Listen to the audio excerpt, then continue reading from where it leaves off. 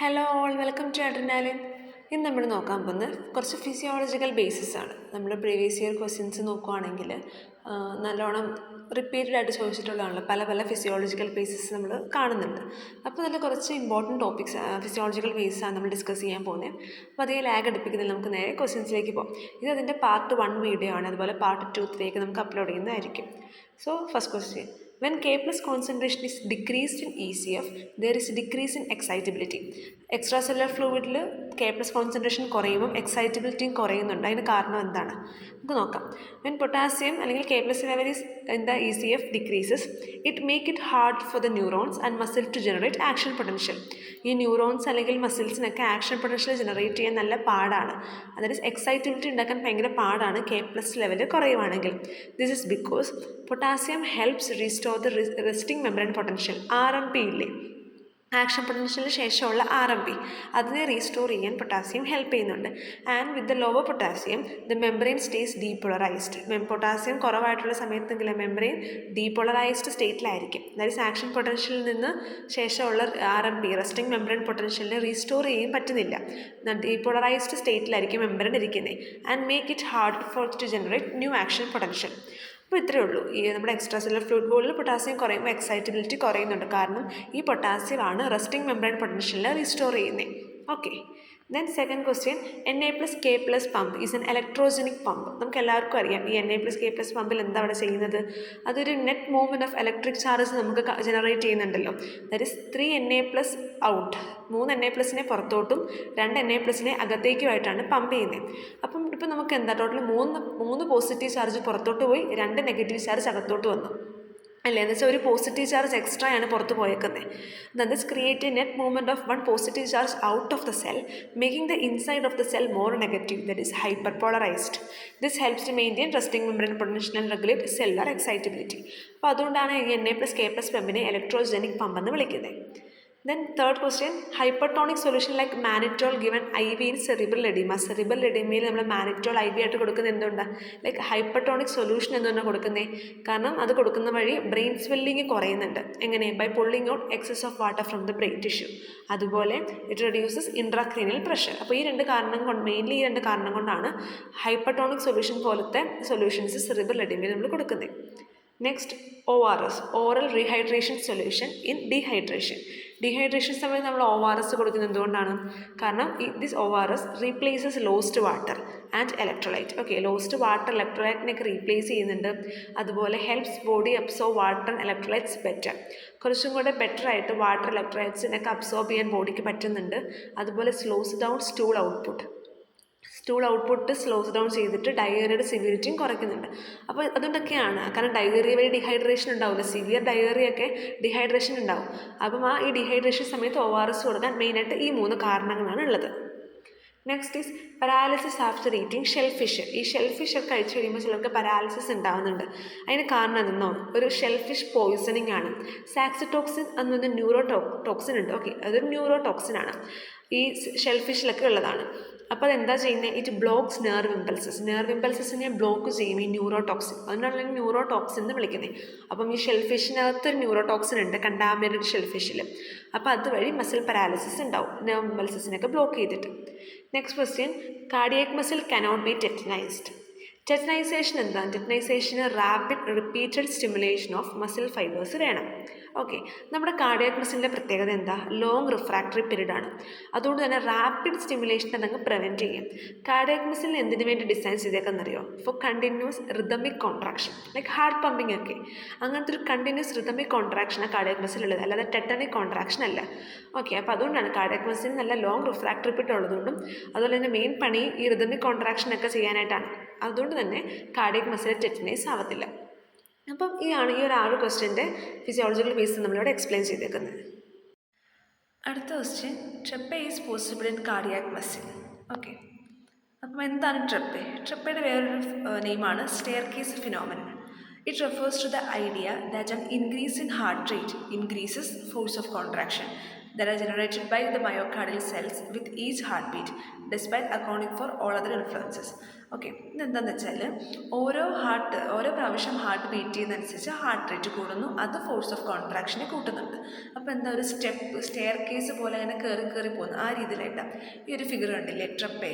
ഇങ്ങനെ ഓരോ heart beat ആകുമ്പോഴും ഓരോ പ്രാവശ്യം ഹാർട്ട് റേറ്റ് കൂടുന്നു, ഫോഴ്സ് ഓഫ് കോൺട്രാക്ഷൻ കൂടുന്നു, അങ്ങനെ. ഇനി ട്രെപ്പേ ഉണ്ടാവാൻ കാരണം സാർക്കോപ്ലാസത്തിൽ നല്ലോണം ഹൈ കോൺസെൻട്രേഷൻ ഓഫ് കാൽഷ്യം ഉള്ളതുകൊണ്ടാണ്. Next question, myocardial cells act as syncytium. അതിന് കാരണം എന്താണ്? It is due to the presence of gap junctions. So what are gap junctions? They are low resistant bridges.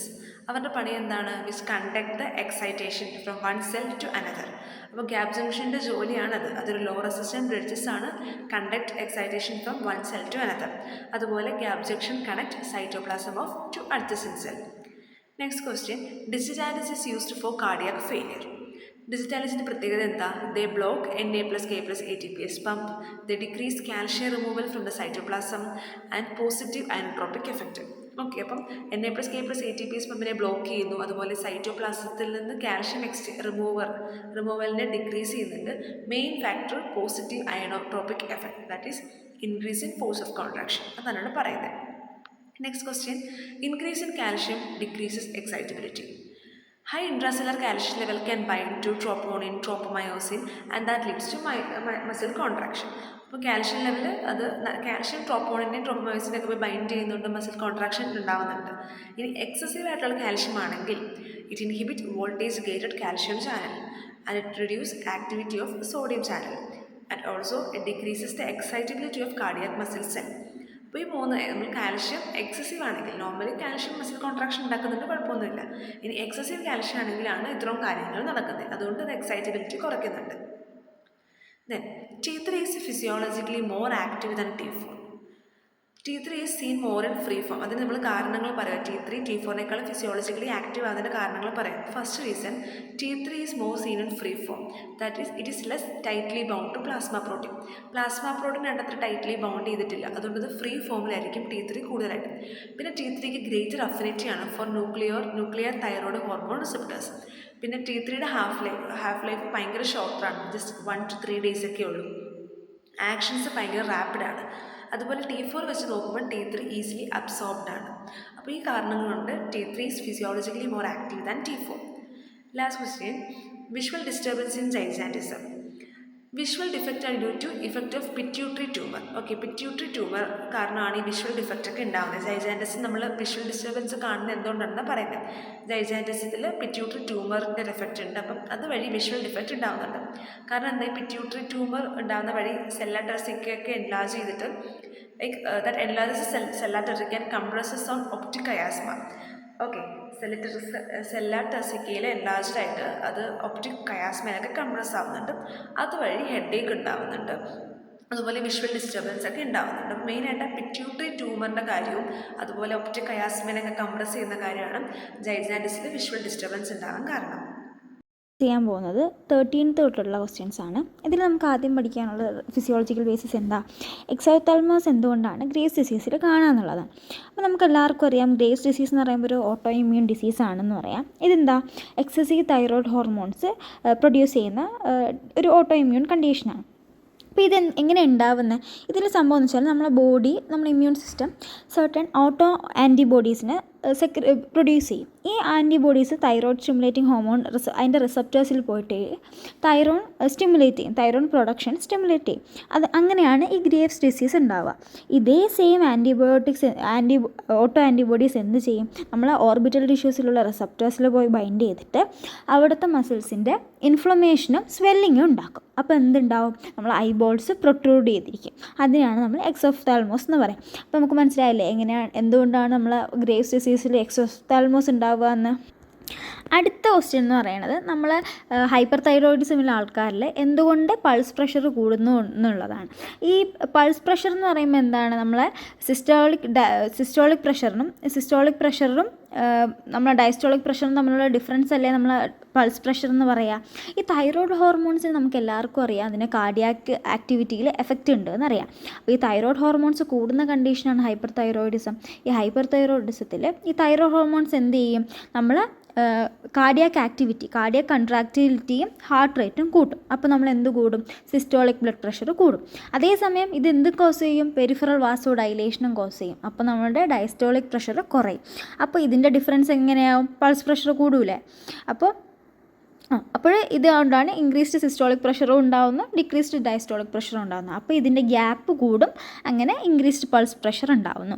അടുത്ത നമുക്ക് ഡിസ്കസ് ചെയ്യാനുള്ളത് എന്താ? Vitamin deficiency in hyper thyroidism ആണ്.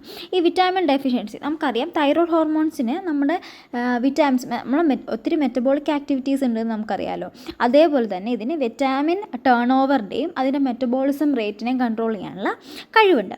അപ്പോൾ ഈ ഹൈപ്പർ തൈറോയിഡിസത്തിൽ എന്താ? തൈറോയിഡിൻ്റെ ആക്ടിവിറ്റി ഭയങ്കര കൂടുതലായിരിക്കും. അപ്പോൾ മെറ്റബോളിസം, അത് കൺട്രോൾ ചെയ്യുന്ന മെറ്റബോളിസം എല്ലാം ഭയങ്കര റേറ്റിലായിരിക്കും നടക്കുക. അപ്പോൾ ഹൈപ്പർ തൈറോയിഡിസത്തിൽ വിറ്റാമിൻ മെറ്റബോളിസം ഭയങ്കര കൂടുതലായിട്ട് നടക്കും. അപ്പോൾ ഇതെന്തെയും മോസ്റ്റ്ലി എന്താ, വാട്ടർ സൊല്യൂബിളായിട്ടുള്ള വിറ്റാമിൻസ് എന്ത് ചെയ്യും? എളുപ്പം എക്സ്ക്രീറ്റ് ചെയ്ത് പോവും. അപ്പോൾ നമുക്ക് എന്തൊക്കെ ഈ മോസ്റ്റ്ലി വാട്ടർ സൊല്യൂബിളായിട്ടുള്ള വിറ്റാമിൻസിൻ്റെ ഡെഫിഷ്യൻസി നമ്മുടെ ശരീരത്തിലുണ്ടാകും. അതാണ് വിറ്റാമിൻ B12 ഡെഫിഷ്യൻസി ഉണ്ടാവും. അത് നമ്മുടെ നെർവ്സ് ഫങ്ഷനും RBC ഫോർമേഷനും ഒക്കെ ഹെൽപ്പ് ചെയ്യുന്നതാണ്. അതേസമയം ഫോളേറ്റ് ഉണ്ട്, അതും നമ്മളെ സെൽ ഗ്രോത്തിനും ഡെവലപ്മെൻറ്റിനും ഒക്കെ ഹെൽപ്പ് ചെയ്യും. അതുപോലെ അയണിൻ്റെയും മെറ്റബോളിസം ഇത് കൂട്ടിയിട്ട് RBC പ്രൊഡക്ഷനൊക്കെ കുറയ്ക്കും. ഓക്കെ, നെക്സ്റ്റ് നമുക്ക് ഡീൽ ചെയ്യാനുള്ളത് കരോട്ടിനീമിയയും ഹൈപ്പോതൈറോയിഡിസവും കാരണമാണ്. കരോട്ടിൻ എന്ന് പറയുമ്പോൾ നമുക്ക് എല്ലാവർക്കും അറിയാമല്ലോ, അത് വിറ്റാമിൻ എയുടെ ഒരു പ്രീകഴ്സർ ആണെന്ന്. അതേസമയം ഈ ഹൈപ്പോതൈറോയിഡിസത്തിലാണെങ്കിൽ നമ്മൾ ഈ കരോട്ടിൻ്റെ മെറ്റബോളിസം നടക്കൂല. അപ്പോൾ എന്ത് ചെയ്യൂല? ഈ കരോട്ടിൻ വിറ്റാമിൻ എ ആയിട്ട് കൺവേർട്ട് ചെയ്യപ്പെടൂല. അപ്പോൾ നമ്മൾ ഈ കരോട്ടിൻ ഇങ്ങനെ അങ്ങനെ അത് നമ്മുടെ ശരീരത്തിൽ കൂടുതലായിട്ട് കിടക്കൂലേ. അപ്പോൾ ഇതെന്ത് ചെയ്യും? നമ്മൾ ബ്ലഡിൽ അക്യൂമുലേറ്റ് ചെയ്തിട്ട് നമ്മുടെ സ്കിന്നിലാണ് അത് വന്ന് ഡെപ്പോസിറ്റ് ചെയ്യുക. അതൊരു യെല്ലോയിഷ് ഡിസ്കളറേഷന് കോസ് ചെയ്യും. അതുകൊണ്ടാണ് നമ്മൾ ഹൈപ്പോതൈറോയിഡിസത്തിൽ അപ്പം കരോട്ടിൻ മെറ്റബോളൈസ് ചെയ്ത് വിറ്റാമിൻ എ ആയിട്ട് മാറൂല. അപ്പോൾ ഇത് അക്യൂമുലേറ്റ് ചെയ്ത് നമ്മുടെ സ്കിന്നിലൊരു യെല്ലോയിഷ് ഡിസ്കളറേഷൻ ഉണ്ടാക്കും. നെക്സ്റ്റ് നമുക്ക് പഠിക്കാനുള്ളത് ഹോസ്നെസ് ഇൻ ഹൈപ്പോതൈറോയിഡിസം. ഈ തൈറോയ്ഡ് ഹോർമോൺസ് നമ്മളെ മസിൽ ബൾക്കും അതിൻ്റെ സ്ട്രെങ്ത്തും ഒക്കെ കൺട്രോൾ ചെയ്യാനുള്ള കഴിവുണ്ട് കേട്ടോ. അപ്പോൾ എന്ത് ചെയ്യും? നമ്മൾ ഹൈപ്പോതൈറോയിഡിസത്തിൽ തൈറോയിഡിൻ്റെ ആക്ടിവിറ്റി ശരിക്കും അങ്ങോട്ട് നടക്കുന്നില്ല. അപ്പോൾ നമ്മൾ തൈറോയ്ഡ് ഹോർമോൺസ് എന്താക്കും? നമ്മളെ മസിൽ സ്ട്രെങ്ത് ഇല്ലേ, നമ്മളെ വോക്കൽ കോഡ് മസിൽസിൻ്റെ ബൾക്കും സ്ട്രെങ്ത്തും കുറയും. അപ്പോൾ ഇതിനൊരു ഹോഴ്സ്നെസ് ഓഫ് വോയിസ് ഉണ്ടാവും, നമ്മളെ വോയിസ് മാറ്റം ഉണ്ടാവും, ഡിഫിക്കൽട്ടി ഇൻ സ്പീക്കിംഗ്.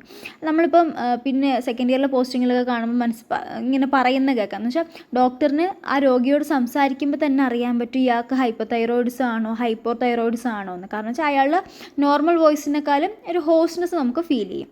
അങ്ങനെ നമുക്ക് പറയലുണ്ട്. ഓക്കെ, നെക്സ്റ്റ് എന്ന് പറയുന്നത് ക്രെറ്റിൻസ് എന്ന് പറഞ്ഞാൽ ക്രെറ്റിനസ് ഉള്ള കുട്ടികൾക്ക് എന്തുകൊണ്ടാണ് ഷോർട്ട് സ്റ്റേച്ചറും മെൻ്റൽ ഡിഫക്റ്റും ഉണ്ടാവുകയെന്നറിയാം. നമുക്കറിയാം ഹൈപ്പോതൈറോയിഡിസം കുഞ്ഞിലെ നമ്മൾ ബേബീനെ ഫീറ്റസ് ആയിരിക്കുമ്പോൾ തന്നെ ഫീറ്റൽ ഡെവലപ്മെൻറ്റിനൊരു അത്രയും ഇമ്പോർട്ടൻ്റ് ഉള്ളൊരു ഹോർമോണാണ് തൈറോയ്ഡ് ഹോർമോൺ എന്ന് പറയുക. ഈ ഹോർമോൺ എന്താക്കും? ഇതിപ്പം നമ്മൾ ഇൻഫൻസി ടൈമിൽ അമ്മയ്ക്ക് നല്ല ഹൈപ്പോതൈറോയിഡിസം ആണ് ഉള്ളതെങ്കിൽ നമ്മളെ ബ്രെയിൻ ലെവൽ ഡെവലപ്മെൻറ്റും ഗ്രോത്തും ഒന്നും നടക്കില്ല. അപ്പോൾ അഡിക്വേറ്റ് തൈറോയ്ഡ് ഹോർമോൺസ് ഇല്ലാത്തത് കൊണ്ട് തന്നെ ആ കുട്ടിക്ക് ഷോർട്ട് സ്റ്റേച്ചർ ആയിരിക്കാം, ഇൻ്റലക്ച്വൽ IQ ഭയങ്കര കുറവായിരിക്കാം, ഡിലേഡ് ഡെവലപ്മെൻ്റ് ആയിരിക്കാം. ഓക്കെ.